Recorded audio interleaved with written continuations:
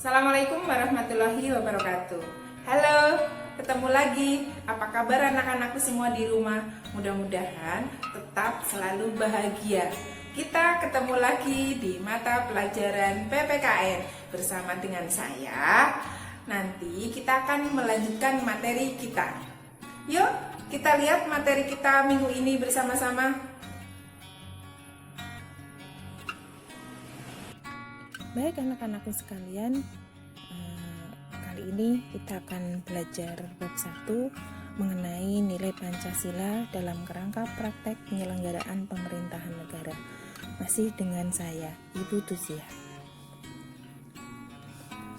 Yang pertama akan kita pelajari adalah sistem pembagian kekuasaan. Untuk mempelajari sistem pembagian kekuasaan, maka kalian harus tahu dulu apa sih kekuasaan itu.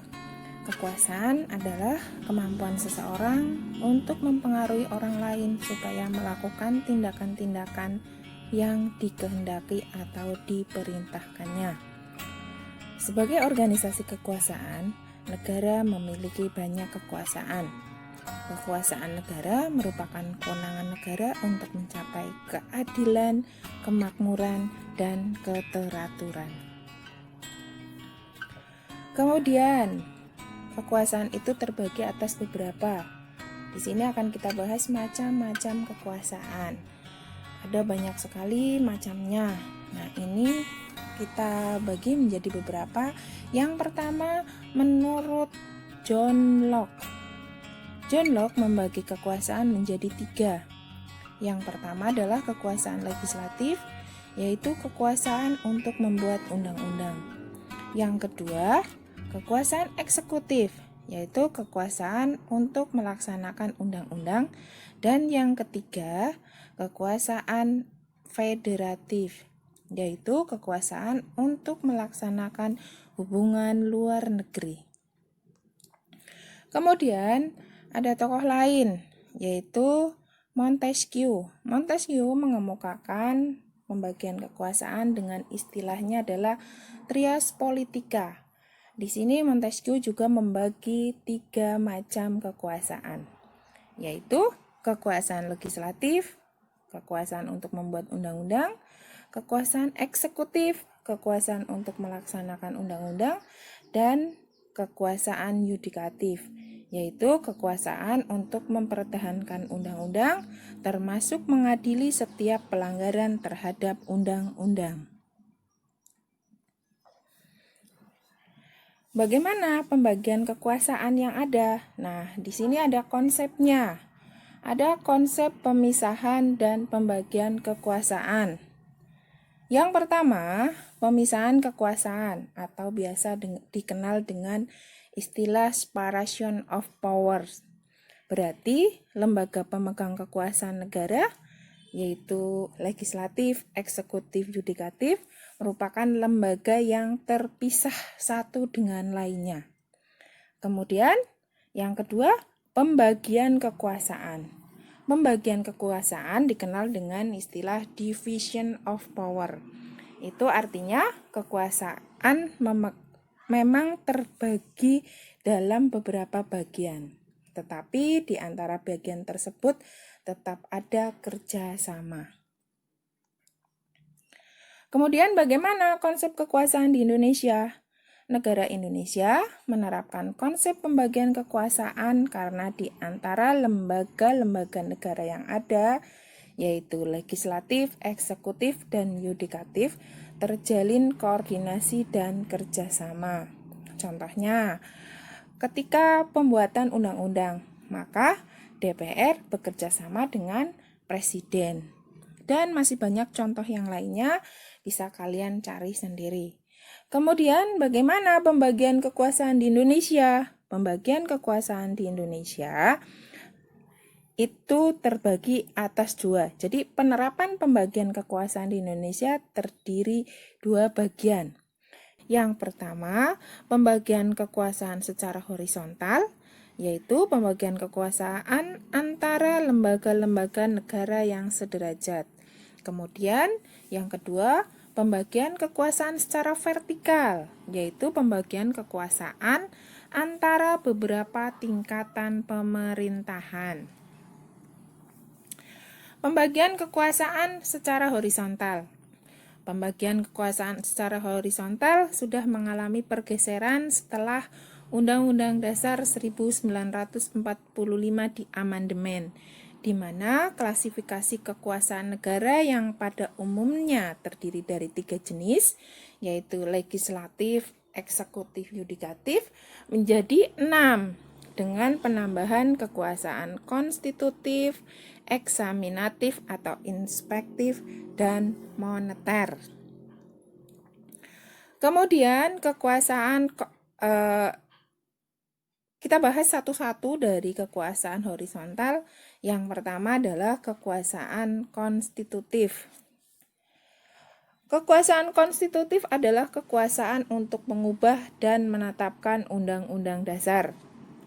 Pada pasal 3 ayat 1 Undang-Undang Dasar 1945 ditegaskan bahwa MPR berwenang mengubah dan menetapkan undang-undang dasar. Kemudian, kekuasaan eksekutif. Kekuasaan eksekutif adalah kekuasaan untuk menjalankan undang-undang. Ini juga diatur dalam Undang-Undang Dasar 1945, yaitu pada pasal 4 ayat 1. Di sana ditegaskan bahwa Presiden Republik Indonesia memegang kekuasaan pemerintahan menurut Undang-Undang Dasar. Selanjutnya kekuasaan kekuasaan legislatif adalah kekuasaan untuk membentuk undang-undang. Ini terdapat pada pasal 20 ayat 1 Undang-Undang Dasar 1945. Dinyatakan bahwa DPR memegang kekuasaan membentuk undang-undang.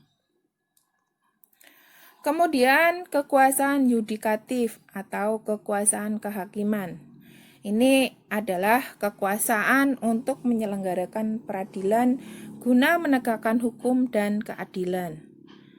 Dinyatakan pada pasal 24 ayat 2 Undang-Undang Dasar 1945, yang di dalamnya ditegaskan bahwa kekuasaan kehakiman dilakukan oleh sebuah Mahkamah Agung dan badan peradilan yang berada di bawahnya dalam lingkungan peradilan umum, lingkungan peradilan agama, lingkungan peradilan militer, lingkungan peradilan tata usaha negara oleh sebuah mahkamah konstitusi.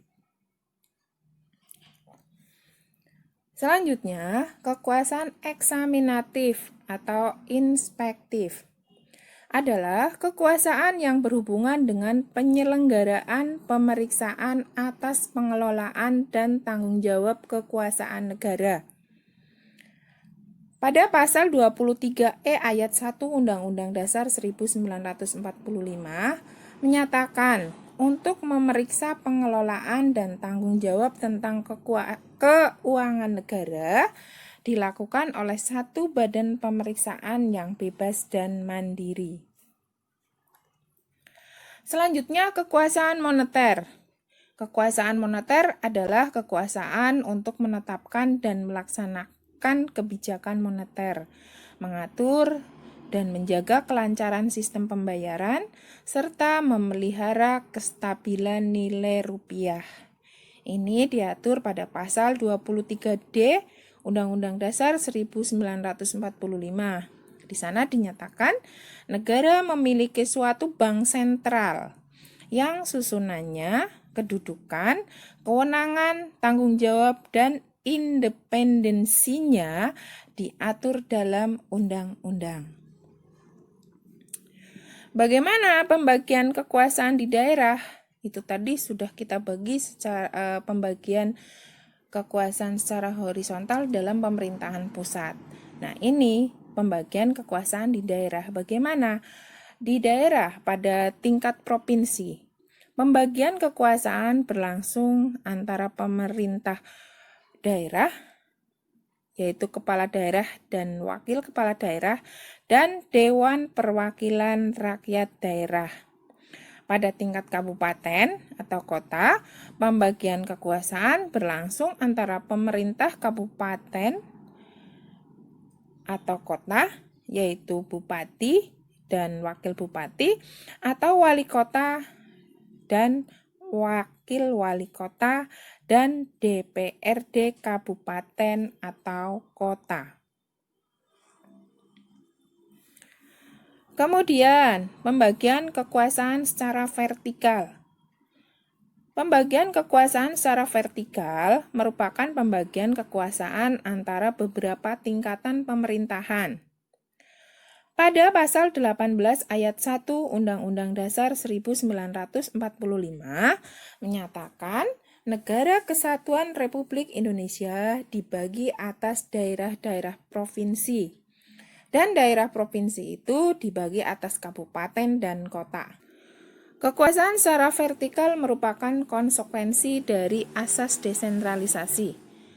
Dengan asas desentralisasi, pemerintah pusat menyerahkan wewenang pemerintahan kepada pemerintah daerah otonom, yaitu provinsi, kabupaten, atau kota, untuk mengurus dan mengatur sendiri urusan pemerintah di daerahnya, kecuali untuk urusan yang menjadi kewenangan pemerintah pusat, yaitu kewenangan yang berkaitan dengan politik luar negeri, pertahanan, keamanan, justisi, agama, moneter, dan fiskal. Pada pasal 18 ayat 5 Undang-Undang Dasar 1945 menyatakan pemerintah daerah menjalankan otonomi seluas-luasnya kecuali urusan pemerintahan yang oleh undang-undang ditentukan sebagai urusan pemerintah pusat.